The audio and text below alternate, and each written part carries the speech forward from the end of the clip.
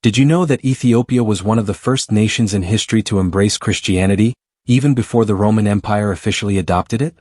Yes, while the Roman Empire was still persecuting Christians, Ethiopia had already woven the Christian faith into the very fabric of its culture and society.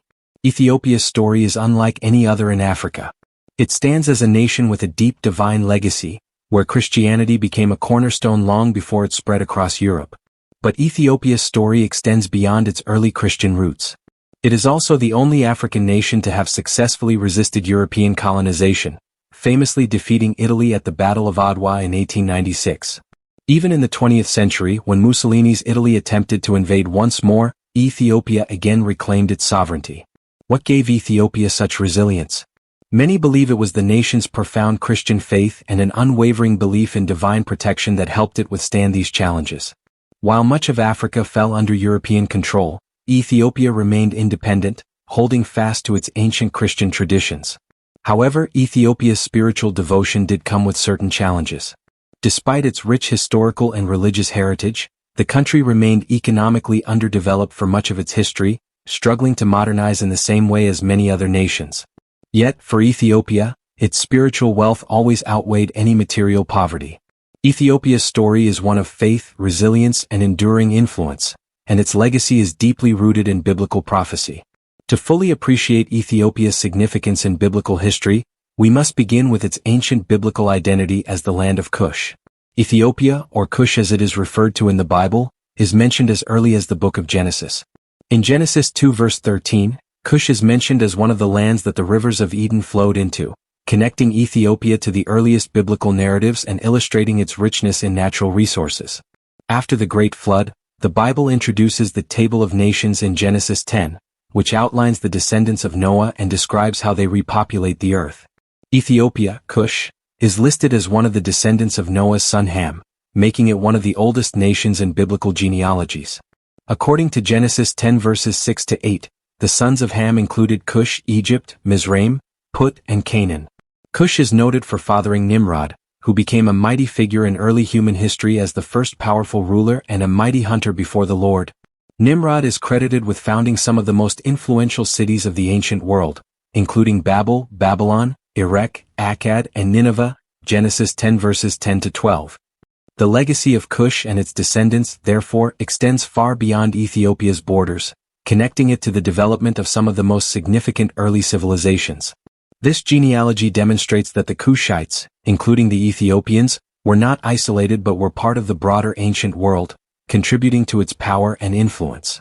One of the most famous connections between Ethiopia and the Bible is the story of the Queen of Sheba's visit to King Solomon.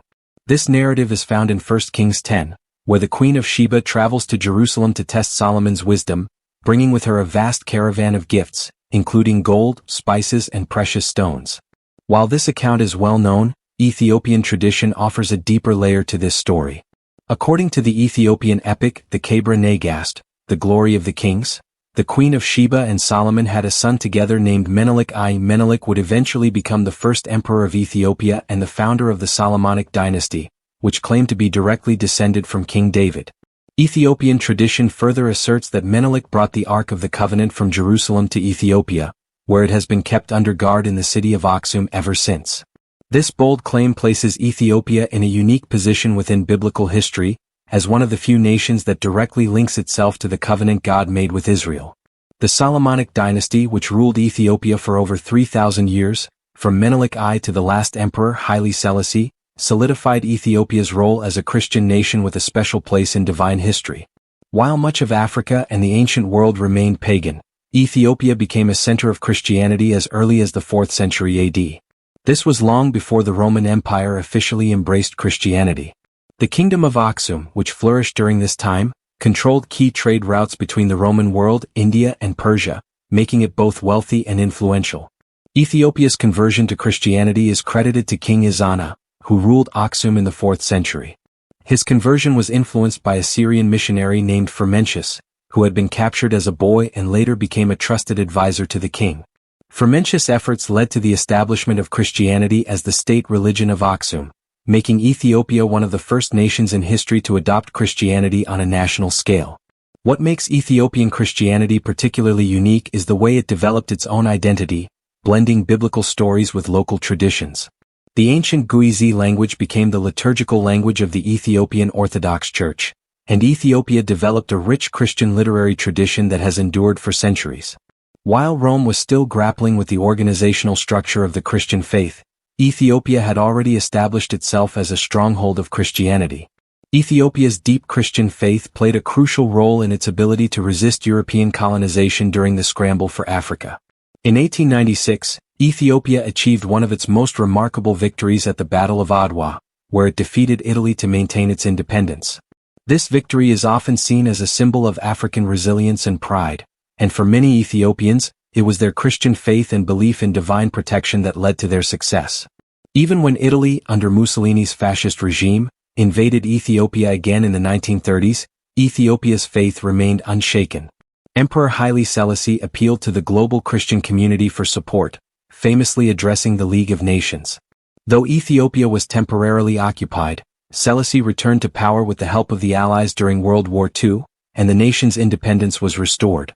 Ethiopia's defiance in the face of European imperialism, coupled with its strong Christian identity, set it apart from other African nations that succumbed to colonial rule. Ethiopia's story of resistance is not just a military one, but a spiritual one, where faith served as a powerful tool for survival.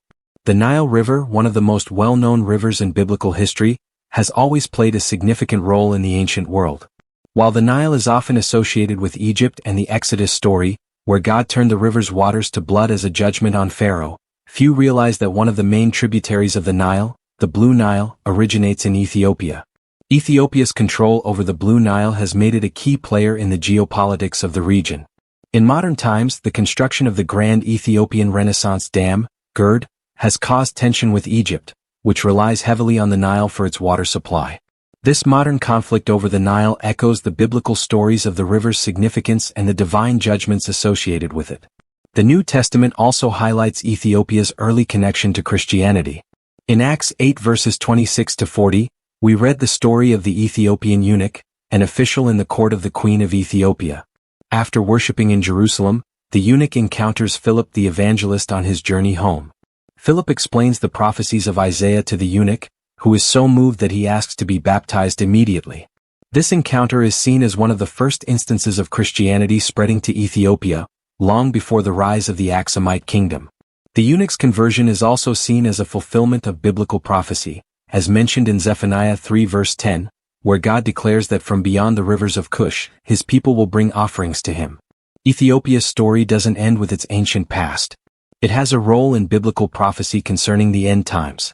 In Ezekiel 38 verse 5, Ethiopia, Cush, is mentioned as one of the nations that will join the alliance of Gog in the final battle against Israel.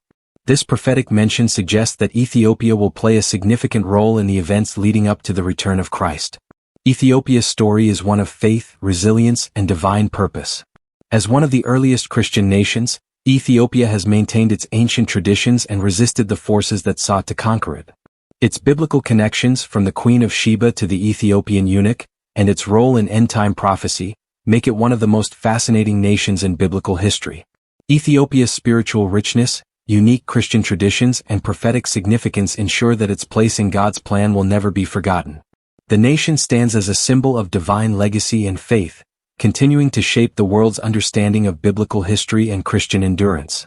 Thank you for joining us on this insightful journey through Ethiopia's remarkable biblical history.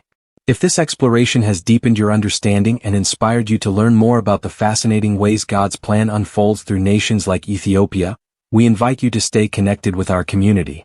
Don't miss out on future content that uncovers more hidden truths and powerful stories from the Bible. Hit that subscribe button now and become part of a growing community passionate about discovering how ancient prophecies and faith continue to shape our world today.